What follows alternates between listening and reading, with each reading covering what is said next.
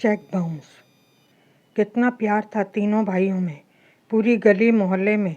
मजाल है कोई लड़े, किसी भी भाई से तीनों आ जाते थे लड़ने के लिए, और आज एक साथ तीनों में बनती नहीं।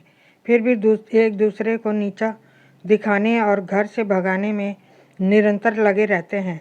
तीनों की शादी हो गई है।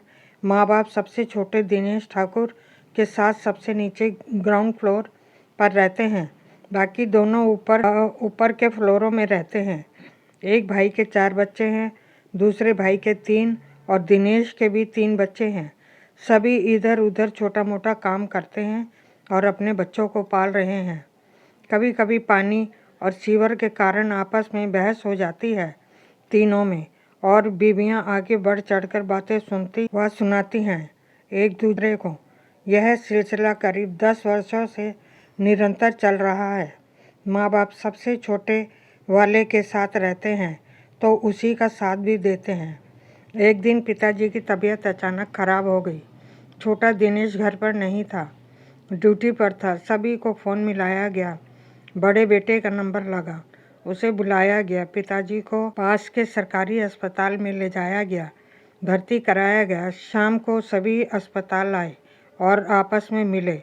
आरोप और प्रत्यारोप का दौर चला। बड़े ने कहा, जब देखभाल नहीं कर सकते तो पिताजी को अपने साथ क्यों रखा हुआ है? हम माँ और बापू की देखभाल करेंगे। दोनों कुछ पैसा हर महीने दे देना।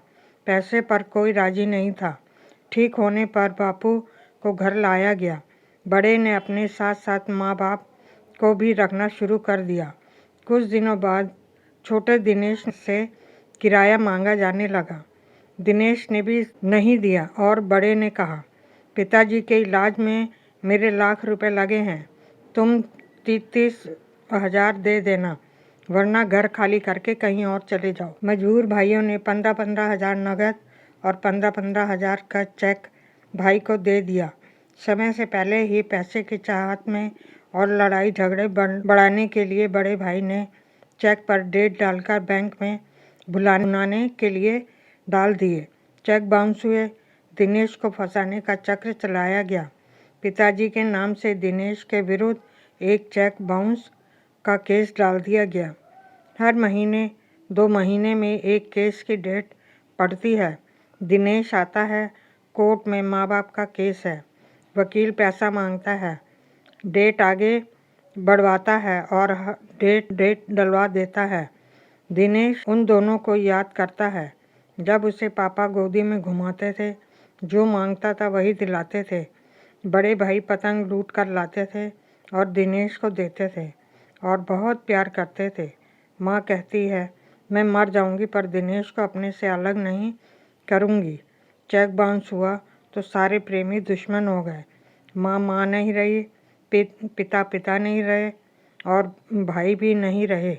समाज में यह सब क्या होता जा रहा है? जो बचपन से मुझ पर जान छिड़कते थे, आज मेरी जान लेना चाहते हैं। यह सोचकर दिनेश रोने लगा। वक्त ने क्या से क्या कर दिया।